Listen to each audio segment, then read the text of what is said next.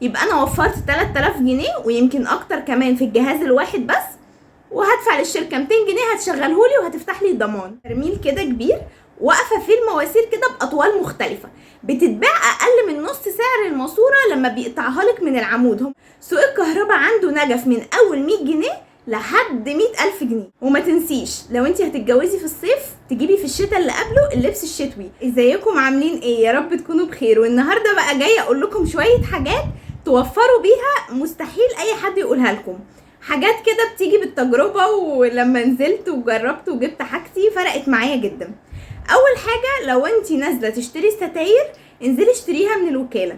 طب بعد ما انزل ازاي اوفر؟ في حاجتين ممكن توفري فيهم وانت بتشتري.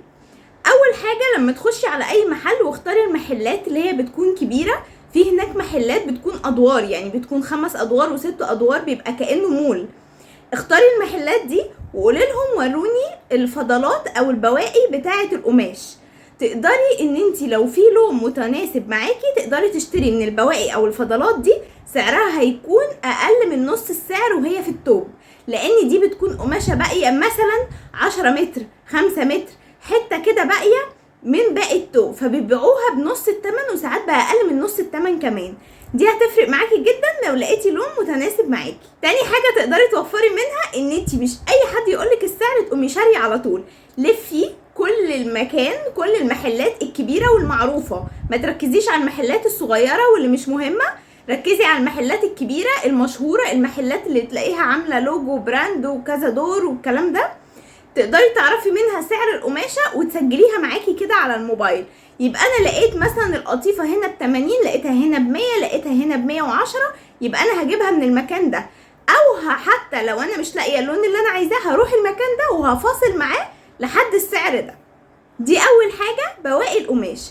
تاني حاجه وهي المواسير، وحاجه انا عملتها في المواسير. انا كان عندي اماكن كتير في الشقه المواسير بتاعت الستاير بتاعتها مش كبيره، يعني 1.5 متر، 1.10 سنتي، 1.30 الكلام ده. لما نزلت الرواعي اللي هو المكان اللي بيبيع الادوات والاكسسوارات بتاعت الستاير، لقيت عندهم مواسير برضو اسمها بواقي او فضله.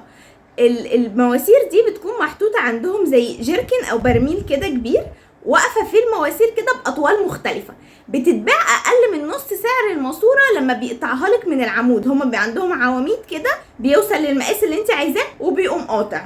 لكن الحتت اللي بتبقى بره محطوطه قدام المحل في برميل كده واطوال مختلفه بقى، متر، متر ونص، مترين، متر و20، متر و15، بتكون برضو البواقي بتاعت العواميد اللي بيقص بيها للناس.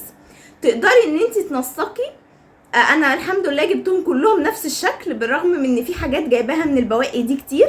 تنسقي نفس اللون ونفس السمك زي اللي انت جايباه في الشقه، وتجيبي البواقي بتاعته تحطيها في الاماكن اللي هي مساحتها صغيره. لكن لو هتعملي ستاره كبيره طبعا هيقصلك بالسعر العادي. انا بتكلم على البواقي دي في المساحات الصغيره.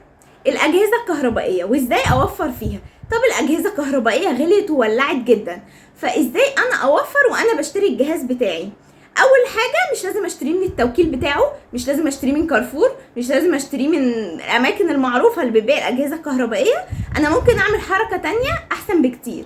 انا هشتري الاجهزه بتاعتي من عبد العزيز، هنزل شارع عبد العزيز، ومش هشتري برضو من اول محل هدخله، هسال في اكتر من محل لحد ما الاقي سعر مناسب لنفس الجهاز.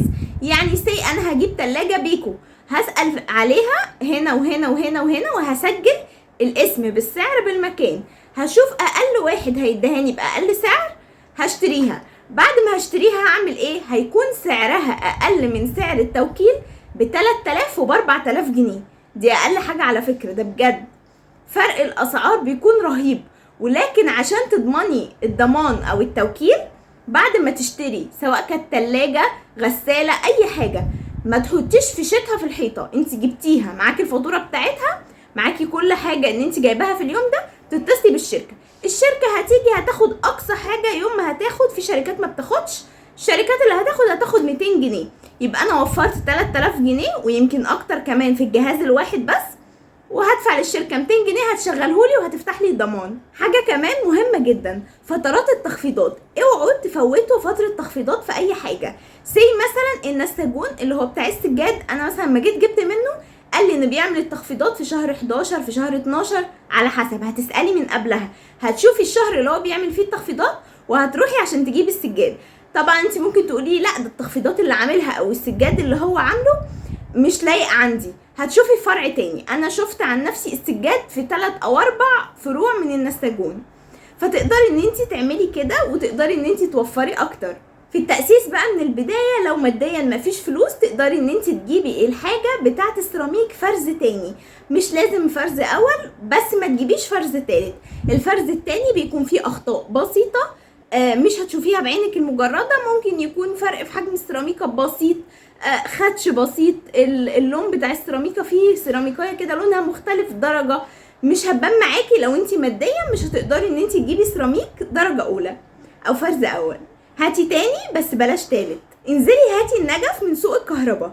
سوق الكهرباء عنده نجف من اول 100 جنيه لحد 100,000 جنيه، فهو عنده جميع الاسعار، فتقدري ان انت تجيبي الحاجة المناسبة لشقتك. انت ممكن تجيبي نجف الشقة كله ما يكملش 2000 جنيه من سوق الكهرباء، ويكون شكله شيك واي حد يشوفه هيسألك عليه. بالنسبة للملايات، مش لازم تجيبي الملايات كلها من براند او توكيل معين، تقدري تجيبي نص الملايات من مكان معروف او انت بتحبيه او حاجات عجباكي جدا، والنص التاني تقدري ان انت تفسريهم. يعني انا هجيب 12 ملاية، ممكن اجيب 6 جاهزين واجيب 6 تفصيل، اختار بقى في التفصيل الوان حلوة، واختار مثلا ملايات زي ملايات العمرية، اجيب ملايات تكون شكلها حلو لكن سعرها هيكون اقل من نص الثمن بتاعه الملايات الجاهزه. بالنسبه للبسك تقدري تجيبيه نهايه الموسم، اوعي تجيبي اللبس في السيزون بتاعه، هاتي اللبس في نهايه الموسم عشان بجد هيفرق معاكي جدا في الاسعار. وما تنسيش لو انت هتتجوزي في الصيف تجيبي في الشتاء اللي قبله اللبس الشتوي، عشان خاطر لو انت ما جبتهوش هتتفاجئي ان الشتاء هيجي عليكي وانت متجوزه وما عندكيش لبس، فتقدري ان انت تجيبي اللبس في نهايه الموسم. الديكورات تقدري تجيبي الديكورات من درب البرابره، بس قبل ما تنزلي تبقي مقرره هتجيبي ايه. مثلا هجيب زرعه كبيره، هجيب مش عارف ورد لونه كذا، هجيب الحاجات دي وتكتبيها، لانك لما بتنزلي من كتر ما المكان فيه حاجات تحفه والحاجات كتير جدا هتفضلي تشتري تشتري تشتري، وتيجي تروحي ممكن تلاقي الحاجه دي يا اما مش لايقه عندك، يا اما ملهاش مكان، يا اما مش متناسبه، يعني هتلاقي فيه مشكله. فانت قرري الحاجات اللي انت عايزاها. يعني مثلا هتكتبي انا هجيب مثلا ديكور للمطبخ، فهتبداي لما تخشي كده على الديكورات انا هجيب حاجات المطبخ الوانها كذا، تبقى بلاستيك، تبقى كذا، يعني المواصفات بتاعتها. كذلك برضو الريسبشن، انا هجيب زرعه كبيره هحطها مثلا جنب البلكونه، يبقى انا كاتبه ان انا هجيب زرعه كبيره او طويله طولها مثلا متر او متر ونص، لان في اطوال طبعا مختلفه ومقاسات مختلفه، فتبقي مقرره هتجيبي ايه. ما تنزليش كده عبث عشان حرفيا هتجيبي حاجات كتير جدا وتبقي مش عارفه تحطيها فين.